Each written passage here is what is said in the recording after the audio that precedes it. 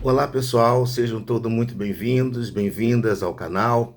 Hoje eu separei para nós conversarmos aqui um tema que é muito interessante, que é o tema da possibilidade de penhora em bets, ou seja, site de apostas e também penhora sobre créditos decorrentes de redes sociais, ou seja, a monetização das redes sociais gera um crédito e um debate que se coloca é a possibilidade de penhora desse crédito. Então vamos então começar a fazer uma breve introdução, de modo que relembre ao aluno de direito, reforce com o profissional e quem é leigo também consiga compreender bem. É toda vez que alguém deve quantia em dinheiro e é devedor num processo de execução, o juiz abre um prazo para que esse pagamento seja realizado voluntariamente. Se a obrigação de pagar decorrer de sentença judicial, a parte devedora tem um prazo de 15 dias para cumprir voluntariamente.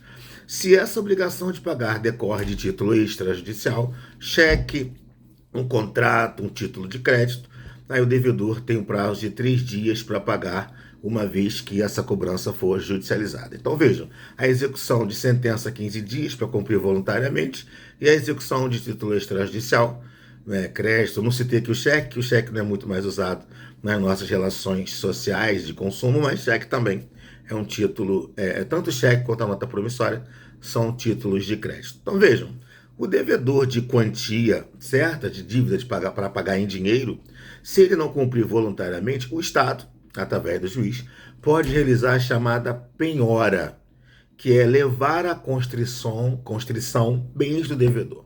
Então, a penhora é o ato por meio do qual o juiz determina que um bem ou alguns bens do devedor sejam utilizados para satisfazer uma obrigação de pagar, futuramente sendo levado à expropriação, podendo o credor ficar com esse bem para si ou o bem ser vendido em leilão.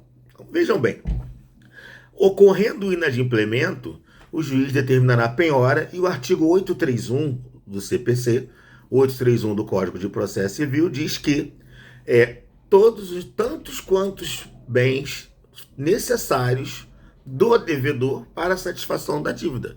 Então, qualquer bem do devedor, qualquer bem do devedor, presente aqueles bens que estão na esfera do devedor, como futuro, ou seja, um investimento, algo que o devedor irá receber depois. Então, isso faz com que toda a possibilidade de bens sejam realizáveis. E aí nós temos que entender o artigo 831, que tantos quantos bens bastem, qualquer bem do devedor, com o artigo 833. O artigo 833 do CPC diz quais são os bens impenhoráveis, aqueles que, num primeiro momento, não poderão ser objeto de penhora. Já fiz alguns vídeos aqui no canal em que conversamos sobre uma relativização da impenhorabilidade que vem sendo implementada pelo Superior Tribunal de Justiça. Já fizemos um vídeo aqui falando da possibilidade de penhora de conta-salário, a possibilidade de penhora de poupança ou a possibilidade de penhora de conta corrente até o limite de 40 salários. Ou seja, o STJ vem relativizando essas regras de impenhorabilidade. Hoje, até mesmo chamados bens de família ou imóvel, que é o imóvel de família, pode ser penhorado em algumas circunstâncias.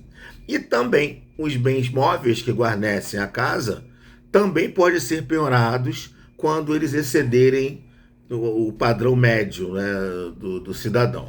O que é esse padrão médio? Em caso de televisão, se na casa tiver 2 televisões, um pode ser penhorado. O mesmo acontece para os outros bens móveis. Então vejam, a penhorabilidade ela vem cada vez mais sendo ampliada pela prática judiciária. Os tribunais vêm cada vez mais ampliando os bens que podem ser penhorados. Então hoje nós temos um leque muito maior de possibilidade de penhora. Já houve esse debate com os bitcoins, hoje já tem claramente decisões que admitem a penhora de bitcoin. E um debate recente, que eu achei interessante colocar aqui no nosso vídeo, no nosso canal, é uma decisão do Tribunal de São Paulo que admite a penhora de bet. Ou seja, bet são sites de apostas e que muitas pessoas vão apostando e quando o time ganha, quando o vencedor em determinado esporte é vitorioso, ela tem ali um crédito. Só que esse crédito fica na Bet, não fica na conta corrente, fica na Bet.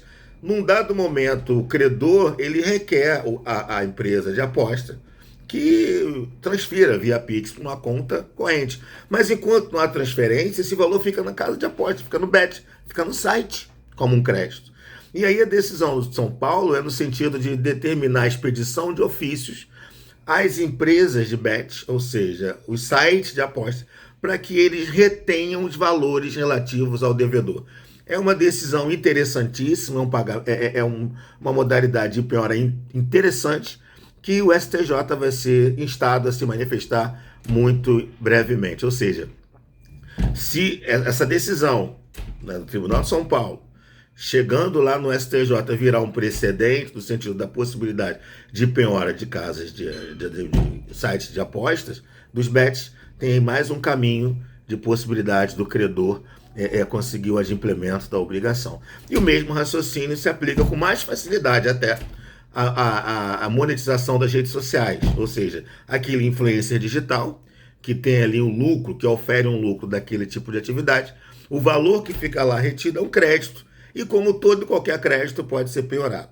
Então, essas decisões, embora não sejam decisões ainda levadas a efeito pelo STJ, vale aqui um debate, vale a pena nós conversarmos, pode comentar aqui, deixar a sua ideia aqui, sua proposta, sua reflexão nos comentários, para nós irmos conversando sobre essas novidades em relação à penhora.